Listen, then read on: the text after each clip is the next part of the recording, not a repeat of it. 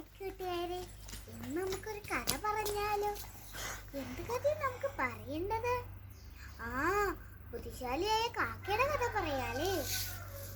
എങ്കിൽ നമുക്ക് കഥയിലേക്ക് പോവാലേ. പണ്ട് ഒരു കാക്ക ഉണ്ടായിരുന്നല്ലേ.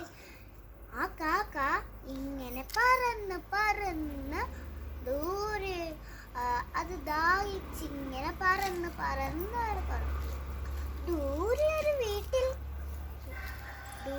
വീട്ടിൽ മുറ്റത്ത് കുടം കണ്ടു. കുടത്തിനകത്ത് വെള്ളം ഇരിക്കുന്ന കാക്ക കണ്ടു. കാക്ക പറന്ന് പറന്ന് ആ കുടത്തിന്റെ അടുത്ത് പോയിരുന്നു. ഇരുന്നിട്ട് കാക്ക ഇങ്ങനെ ആലോചിച്ചു, എനിക്ക് ഈ വെള്ളം എങ്ങനെ കുടിക്കാൻ പറ്റുമെന്ന് കാക്ക ഇങ്ങനെ ആലോചിച്ചു. അപ്പോൾ കാക്കയ്ക്ക് ഒരു ബുദ്ധി തോന്നി.